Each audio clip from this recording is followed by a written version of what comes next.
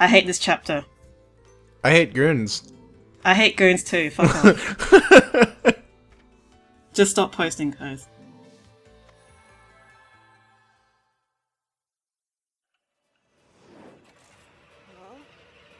What?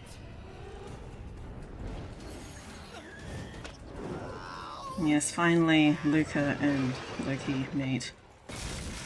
They're only one vowel away from each other. Yeah. Actually, 2 vowels away from each other. I can't count. You're the pervert staring at Bayonetta's tits all the time. Loki, Luca. You really need to learn how to talk to a lady. Hey, I am no...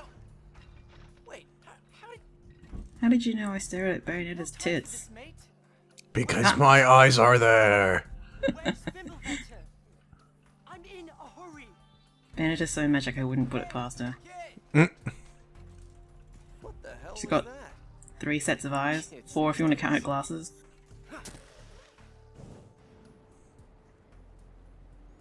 Actually explodes into a Power Rangers-esque monster, the one that's made entirely out of eyeballs. Oh my god, I was watching Power Rangers today and it's so bad. It's like, you know, it's obviously a requirement when you act, you gotta completely ham it up, otherwise you're fired. Yeah. The costuming and everything, and it's like, bromance, I don't know what's going on. The yellow one's no longer an Asian, it's a girl. Well, the original series, the yellow one was an Asian girl. Yeah, but I'm pretty sure this girl wasn't Asian. Yeah, because there were probably some pretty perceived racist overtones that people didn't get back in the 90s. Yeah. Book! Anyway, Luca left something back here. It's just pretty kind of easy to miss. Some immaculate bound work on all of these books. All identical. He puts a piece of his scarf in every one. He doesn't have much scarf left. Luca actually knits as a hobby, that's why he has got so much. Oh, that's an interesting hobby.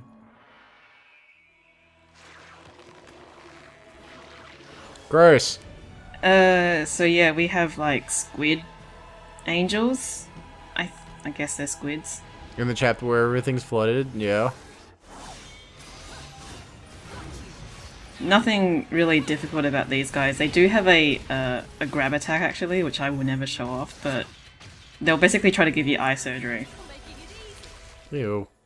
Maybe I should show some of this stuff off because I haven't showed off torture attacks or anything on them. I mean, anyway, their torture attack, by the way, which I never use also, is basically putting them on a grill. There's lots of food related torture attacks if you ask me.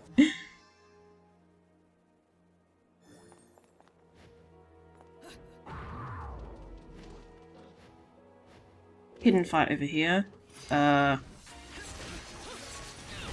You want to use kick stuff because if you push them off this platform, you won't hit the platinum requirement for combo. Really?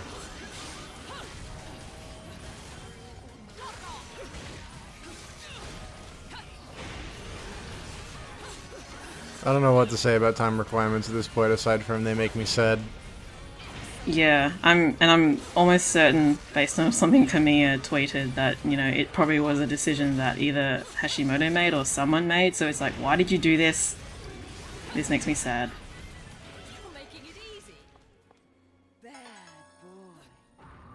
I can't tell you the number of times I had to actually do this chapter to get pure platinum.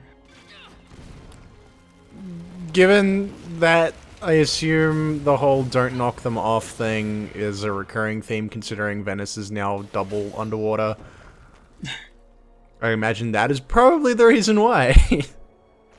Nah, there's something in this chapter which makes it really hard to do. Oh.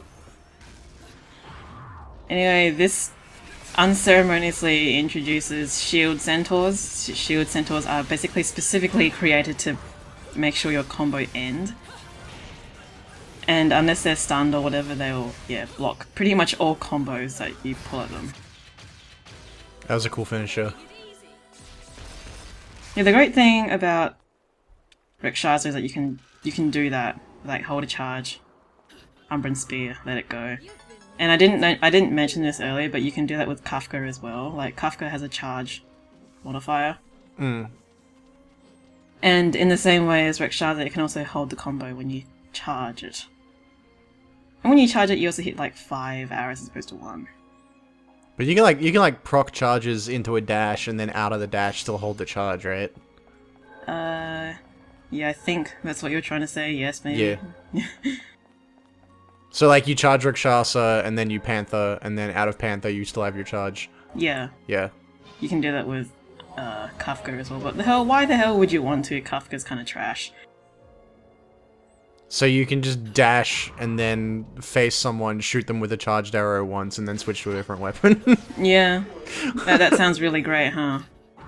One thing I haven't mentioned is that you can also Umbran Spear offset more than once, so you can use the Umbran Spear more than once to offset combo. I never actually use it because it becomes more something that you would use in terms of being stylish. But Can you chain Umbran spears together and become a death drill? yes. Oh god. As long as you have enough magic. Oh, okay.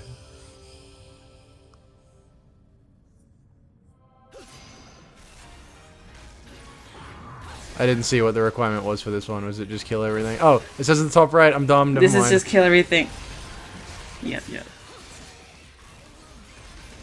So yeah, I mentioned the new shield centaurs. They introduced them here. And unless you don't really know how to deal with them, they will break your combo and make you miserable. I don't know, my strategy normally is use Umbran Climax because that is probably how they want you to do it. Like, I've had some people say that you can use like the punch kick attack to hit them from underneath, but it don't really works. Huh.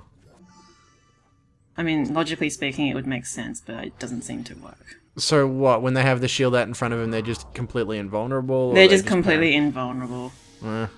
It's really shitty. It's like some old Streets of Rage nonsense. It's like, what the hell is an enemy like this doing in this game? There's that bug again. Oh yeah. This game's trash.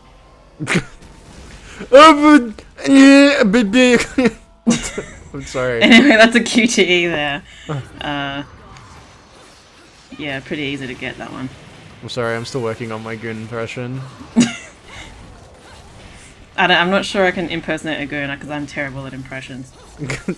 I mean, if that, what I just told you was anything, I mean, I probably can't either, but I did it because it was funny to me. Excuse me, it's Muspelheim? I'm so glad Rainbow Fishin made that reply to that one first. Yes, thank you. Thank you so much.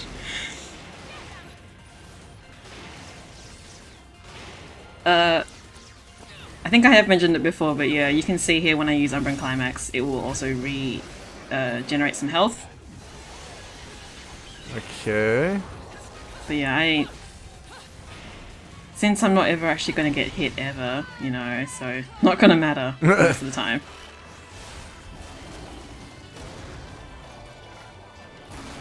I was wondering when they would ever, like, put a self-harm mechanic into it.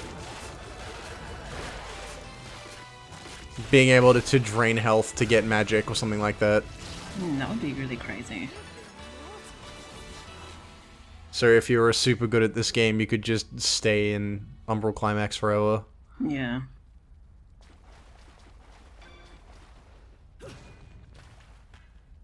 Also, I don't know why they've done this, but that animation to pick up the weapon, you can cancel out of it and you'll still pick up the weapon. Crazy! I don't think it was necessarily deliberate, but... This crow's also a bitch to get. But not nearly as bad as 1, which is a lot later in the game. Like, most crows will come back. This specific crow I'm talking about does not come back, so you need to actually quit out and reload. So it is more like the old crows. Did the crows come back in the first game? Yeah, they did. Oh, okay. I guess I was just hilariously impatient with them. Probably. Just watch the birds slowly fly away. And then look somewhere else in the room, trying to take my mind off it. I can't think of too many crows that were bad to get, though, in the first game. I have to get to Bayonetta.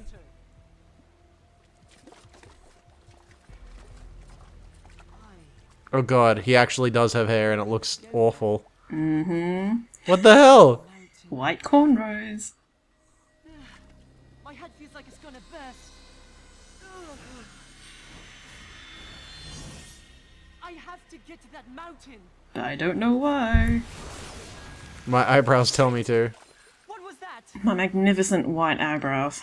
I hope all that part is his eyebrows and he doesn't have like a million bits of paint on his forehead as well, because I can't tell the difference. Headed to that witch's party? I think I'll get a better glimpse of him later. She doesn't seem like the type. Just don't get in my Lumen Sage. Where is she? Lumen Sage with... I don't even know what to call that weapon. It's a glaive. It's a double-sided Oh, glaive. yeah, okay. Sorry, mate. This guy is an asshole. Slightest. Haven't seen her in ages. Besides, And I think he's voiced by Crispin Freeman, I think it is. Not that I know my voice actors that well, but he does a terrible job. Then this will be all the easier. I can never I'm not a identify fan of the them. voice acting here. I can never identify them, but when someone says a voice actor name to me, I can be, oh, that was that person from that other thing that I've seen. I think he's been in other Platinum games. I think it was Revengeance, I think. Anyway, we gotta go save the kid. Oh no, save the kid. Just gonna take my time. My kid's little ability to throw cards like Gambit reflects about as well as Gambit's ability in X-Men actually was. And for some reason this fight can only be triggered if you break those barrels in that little room. Wait, oh, you mean in the weird little alcovey bit? Oh, Yeah. weird.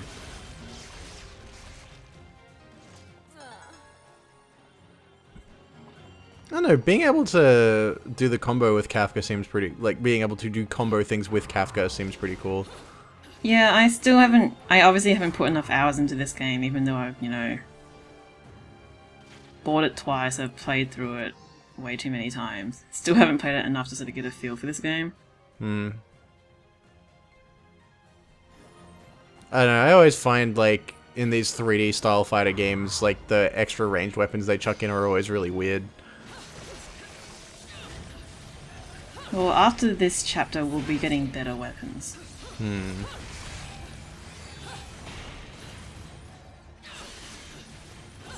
Yeah, it does feel a little weird that we're only in, Chapter 4. I remember the first game kind of threw a lot of weapons at you pretty quickly. Well, yeah, we've been getting weapons pretty Yeah. consistently as well, but they're just not really memorable to me. Well, I mean, they're just rephrasing a lot of the same stuff, except Kafka, obviously. Well, I will say one thing, is that, you know, every weapon has different combo animations, and that's much better than how it was in the first game, which was literally, here's guns, here's shotguns, here's Kilgore, here's, you know, everything. Yeah. Lovers on a bench, piss off, I hate you. I thought you were just, like, repeatedly perk them until an achievement appeared, but... So this verse here is probably one of the ones which will get you in terms of either time or combo. And I really... So yeah, really don't like these shield guys. You're just basically gonna bash your head against the wall until you die. And make sure they're both as close together as possible. Yeah, the bunching is important.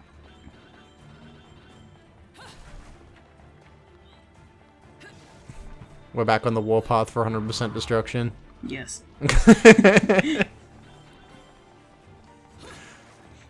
I gotta go save this little kid, but first I also have to destroy everything that is breakable. Bayonetta's a bit of a gold digger, I'm sorry. How else does she, like, afford those dresses and guns, heals without guns? Another LP. No rest for the wicked. Even if I am jollier than the average demon. But no need to pity me. Rodon is still Santa. Do it anyways. Be I right really wish they could just put the Santa costume on him forever. He's been in character the whole time. Been looking for a workout like this for a while. Ta-ta.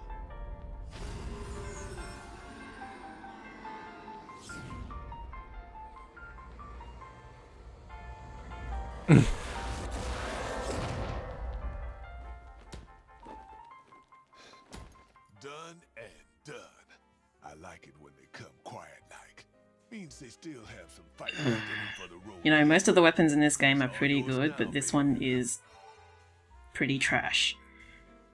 The hell are they supposed to be? Railguns or flamethrowers? I don't really know what they are, but yeah, it's a flamethrower slash ice, I guess, thrower. So almost like the Durga equivalent, except Durga was way better. Wasn't Durga like insane in Bayonetta 1? I remember it being Yeah, it was pretty damn kind of good. overpowered, honestly. But yeah, Durga was good. Undine is terrible. Anyway, I'm doing the unthinkable here, and I'm buying Pulley's butterfly. In case you don't remember, that's a thing that allows you get like to absorb hits, basically. Because this next fight is a real bitch to pure platinum.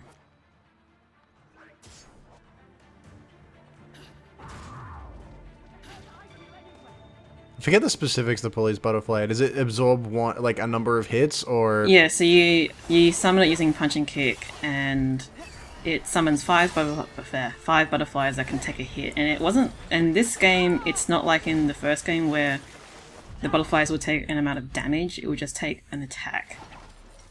Oh my god, that awful, awful haircut. Why? She still hasn't touched the ground. Okay, there we go. You look Everyone's awful. eyelash game is just crazy in this game. Loki, you look awful. Put the hood back on, please. Just turn back into a squirrel, please. Nothing comes to mind, love. Sorry. So in terms of being an unlikable, Cockney London accent guy, he's also a pretty terrible looking person. Every part of you is awful. P.S. Touch Bayonetta's face. That happened as I was saying it.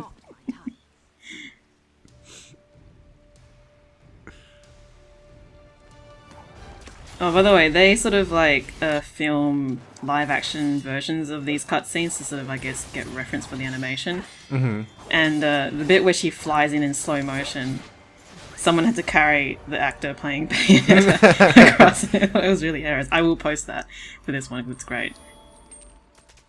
That's cheating.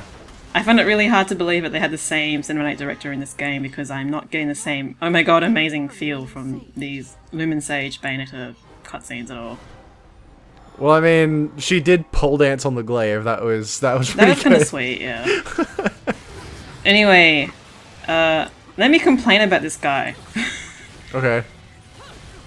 He is not very well designed. And, he will dodge out of your attacks, like right there, for no reason. A lot of his attacks aren't queued properly. Like, so that glaive attack there sort of comes out of nowhere, so there's no sort of indication that you have to dodge it. That fucking stinger attack there is the bane of my life. Was there a tell for that? No, there wasn't. There's no audio tell for it either, and it can come from off screen. Ugh. Yes, it is bullshit. He's badly designed. There's no getting around it. This enemy is badly designed. I remember there specifically being a means in, like, I think it was Devil May Cry 3 or 4. I don't think it worked for bosses though. But if enemies were off camera, they wouldn't try to do a lot of bullshit on you. Yeah, that's how it worked in the first game as well, and Kamiya, has a good idea on how to, like, design enemies that way, but they sort of seem to have dropped the ball a lot for this game. I think they deliberately did it for bosses, like remove that. But Well, you think of, say, Jean from the first game. Jean, every single attack that Jean did was cued in some way. Like, she would, snap her fingers, she would, make a sound. There was no visual thing specifically, except for maybe when she, like, would do a heel stomp. But everything was cued properly. This guy is just badly designed. Also, this fight specifically, obviously, is trying to ramp up the intensity because that's what Hashimoto wanted to do. But subsequently, it's actually really hard to keep track of Lumen Sage here because he's white, and his white cloth sort of absorbs, like, the orange lava here, so it's really hard to see. yeah, he does. And it only gets worse from here. It only gets worse from here. It's kind of distracting with the really cool giant angel demon fight in the background as well. Yeah, it's really cool giant fight in the background, but no, you're having to fight this asshole in the front, and by the way, we're going to a flying stage now, Whoa. so have half of your abilities removed. But on the plus side, you can dodge infinitely when you're in the air. And So that basically means you can mash dodge and be okay. for a second, I thought the Lumen Sage went But inside sometimes the things angel like that robot will thing. happen. Oh no, but that does sometimes happen. Like, Madama Butterfly and it is Temperantia, yeah. will sometimes clip through the fighting area, so yeah, this entire fight is bad. It's spectacle for the sake of it, and it's horrible. In other words, it looks really cool, but I can't see what I'm doing. Again. Yeah. I don't know, I really would have liked it if the Lumen Sage went inside the Angel Mech thing and then we were Madama Butterfly and it was just a giant mech fight. Yeah, it would have been cool for a giant mech fight for this, like, last third of the bit. But oh my god, I hate this so much.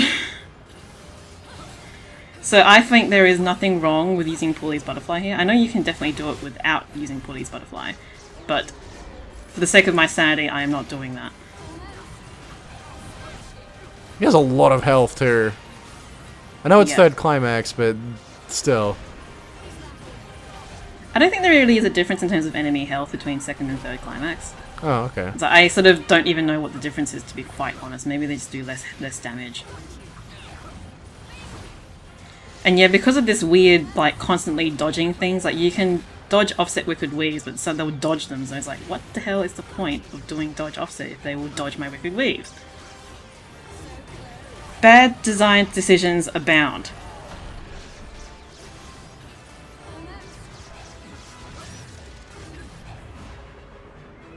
So you were saying you wanted a mech fight. Good, good, good. How about this sort of faux punch-out bit instead? Oh god, now I'm getting, Wonderful 101!